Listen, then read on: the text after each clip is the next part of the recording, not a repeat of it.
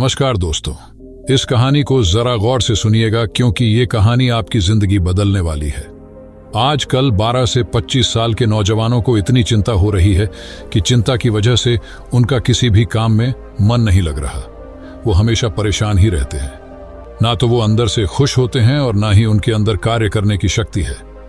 फिर भला उन्हें कामयाबी कैसे मिलेगी? वो अपनी मंजिल तक कैसे पहुंचेंगे? एक समय की बात है, गौतम बुद्ध से उनके एक शिष्य ने एक बार पूछा कि महात्मा, क्या ऐसा संभव है जो मैं मेरे मन में सोचूं वो सारी चीजें अपने आप मुझे मिलना शुरू हो जाए? बुद्ध बोले, ऐसा संभव तो है, लेकिन क्या इसके लिए तुम ये दो चीजें कर पाओगे? शिष्य बुद्ध से बोला, क्या सच में ऐसा संभव होता है? अगर हाँ तो महात्मा मुझ पर कृपा कर मुझे बताइए, ऐसा होना कैसे संभव है? मैं इसके लिए कुछ भी करूंगा। बुद्ध शिष्य से बोले, तो सुनो, तुम अपने मन में जो चाहो वो तुम्हें मिलने लग जाए। इसका पहला उपाय यह है कि तुम्हें अपने मन को अपने नियंत्रण में लाना सीखना होगा। जब तुम्हारा मन पूरी तरह से तुम्हारे काबू में आएगा, तब उस दिन तुम्हें अपनी मनचाही चीजें मिलना शुरू होंगी। शिष्य बुद्ध से बोला, लेकिन गुरुजी, मन को वश में कैसे लाया जाता है और इस समस्या का दूसरा उपाय क्या है? बुद्ध शिष्य से कहते हैं, मन को वश में लाने का सबसे पहला और महत्वपूर्ण उपाय अपनी इंद्रियों को संयमित करना होता है। तुम्हारे पांचों इंद्रियां जब तुम्हारे वश में होंगी, तभी तुम अपने मन को वश में करने में कामयाब हो पाओगे।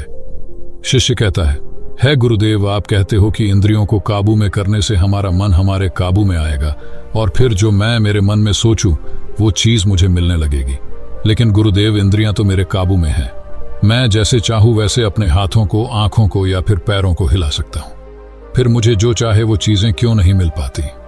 बुद्ध शिष्यों से कहते हैं, बालक, तुम अपने पांचों इंद्रियों की क्रिया के बारे में अपने मन में विचार कर रहे हो, लेकिन अपने पांचों इंद्रियों को अपने काबू में रखने का असली अर्थ यह है कि तुम्हें किसी भी भौतिक चीज का मोह न रहना। जब मनुष्य के मन के अंदर अलग अलग प्रकार के मोह उत्पादित होते हैं, तब उसका मन उन चीजों को देख दुखी होता है, जिस वजह से वो व्यर्थ की चिंता में फंसता चला जाता है। वहीं जिस इंसान का मन उसके काबू में होता है, ऐसा व्यक्ति किसी भी प्रकार के मन के छलावे में न फंसकर अपने लक्ष्य की ओर अग्रसर होता है, और वही व्यक्ति जीवन में आगे जाकर अपने लक्ष्य को पूरा कर जीवन में सफल बन पाता है। शिष्य कहता है, हे महात्मा, मन को वश में करने का सही उपाय क्या है? किस प्रकार मैं अपने मन को अपने वश में ला सकूंगा? और गुरुदेव, दूसरा उपाय क्या है जिससे मैं अपनी मनचाही चीजों को पा सकता हूं? बुद्ध शिष्य से कहते हैं, तुम्हें अगर अपने मन को वश में करने का उपाय पता करना है तो तुम सामने दिख रहे पेड़ के नीचे 1 महीना हर दिन 2 घंटों के लिए मौन रहकर ध्यान करना सीखो। जैसे ही तुम्हारे इन 30 दिनों का सफर खत्म होगा, वैसे ही तुम्हें अपने मन को काबू में करने का उपाय मिल जाएगा। जिस दिन तुम्हें अपने मन को काबू में करने का उपाय पूरी तरह से हो गया, उसी दिन से तुम अपने मन में जिस भी चीज का विचार करोगे, वही चीज तुम्हें प्राप्त होना शुरू होगी। अगर तब तुम पैसे के बारे में या फिर संसार में मौजूदा किसी भी चीज के बारे में अपने मन में विचार करते हो, तो वो विचार तुम्हें अपनी मनचाही चीज को प्राप्त करने में तुम्हारी मदद करेगा। पर इसके लिए तुम्हें अपने मन को वश में कर पाना अत्यंत जरूरी है। जब तुम अपने मन को वश में कर लोगे, तभी मैं तुम्हें दूसरे उपाय के बारे में बताऊंगा। शिष्य बुद्ध को प्रणाम कर कहता है, ये तो काफी आसान कार्य है। 1 महीना ही क्या, मैं 1 साल तक 2 घंटे उस पेड़ के नीचे बैठ सकता हूं। आप मुझे आज्ञा दें, कल से ही मैं ध्यान में बैठने के लिए तैयार हूं। बुद्ध शिष्य से बोले, ठीक है, तुम पहले 30 दिन उस पेड़ के नीचे मौन रहकर ध्यान करके दिखा दो, फिर हम आगे बात करेंगे। उस शिष्य को लगता है, गुरुदेव ने तो मुझे बहुत ही आसान कार्य सौंपा है, इसे तो मैं आसानता पूर्वक कर सकता हूं। इसमें कौन सी बड़ी बात है? 1 महीना पैर के नीचे ध्यान ही तो लगाना है, इससे मैं आसानी से कर सकता हूं। शिष्य दूसरे दिन गौतम बुद्ध को प्रणाम कर उस पेड़ के नीचे मौन रूप से बैठ गया। 3-4 दिन तक ऐसे ही चलता रहा। शिष्य हर दिन बुद्ध के पास जाता है, उनको प्रणाम करता और उस पेड़ के नीचे जाकर मौन रूप से ध्यान करना प्रारंभ करता। लेकिन जब छठे दिन रोज की तरह शिष्य उस पेड़ के नीचे बैठने गया, तब उस समय उसका मन बेकाबू होने लगता है। उसके मन में अलग अलग चीजों के विचार आना शुरू होते हैं। उसने अब तक जिस लोगों से बुरा बर्ताव किया, अपने साथ गुरुकुल में पढ़ रहे भाइयों को उसने हर बार कैसे मूर्ख बनाया और अपनी तारीफ करने के लिए गुरुजी को कब कब झूठ बोला, इन सारी बातों के विचार उसके मन में उत्पादित होने लगे, जिससे उसका पूरी तरह ध्यान में मन लगना बहुत ही मुश्किल होने लगा।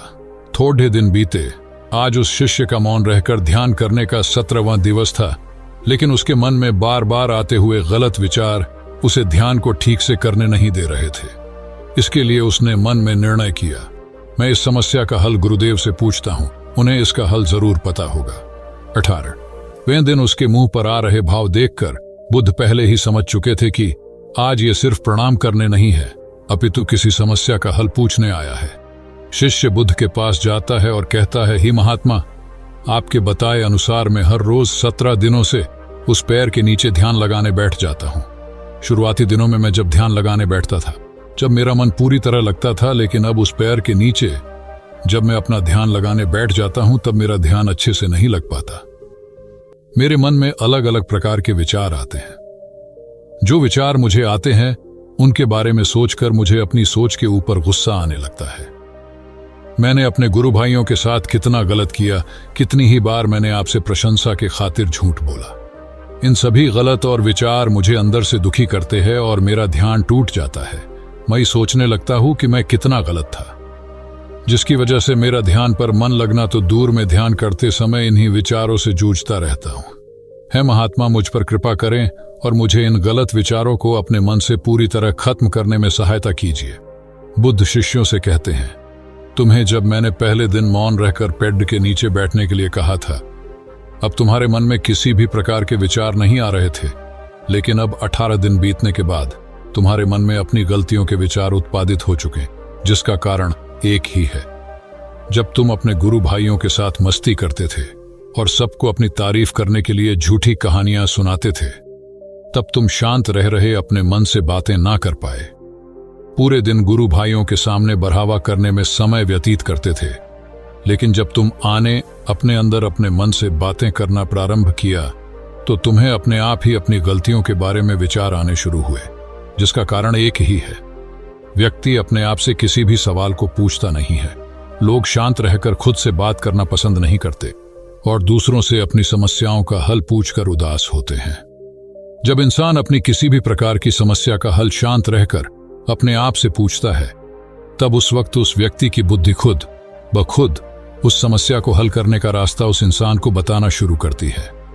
जब तुम अपने आप से बातें करना प्रारंभ करते हो, तब तुम्हें खुद की अच्छाइयां और बुराइयां दोनों दिखना शुरू होती है, जिसका फायदा तुम्हें भविष्य में होना शुरू होता है। यानी जब तुम्हें अपनी गलतियां दिखती है, तब तुम उन पर शांति से काम कर अपने आप ही आगे बढ़ना शुरू कर देते हो। क्यों? जिस वजह से तुम अपने मन में जिस भी चीज को सोचते हो, उस चीज को प्राप्त करने का रास्ता तुम्हारी बुद्धि तुम्हें दिखाना शुरू कर दी है। बौद्ध कहते हैं, इसलिए मैंने पहले ही दिन तुम्हें बताया था, जैसे जैसे तुम शांत रहकर अपने मन से विचार करना शुरू करोगे, वैसे वैसे तुम्हें अपनी मन चाहे चीजें मिलना प्रारंभ होंगी।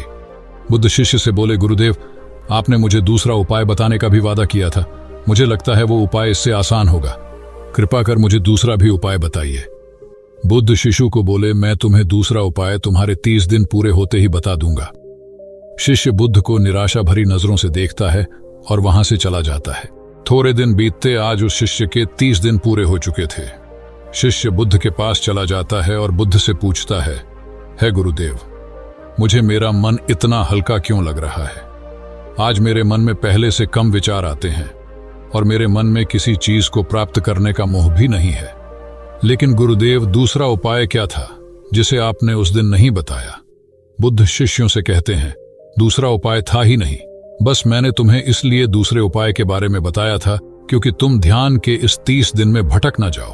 तुम अपने ध्यान के इन दिनों पूरी तरह से खत्म कर पाओ, जिससे तुम्हें अपने अंदर की आवाज को पहचानने में मदद हो और तुम जान सको कि ऐसा संभव जरूर है कि जो तुम चाहो वो तुम्हें मिल सकता है।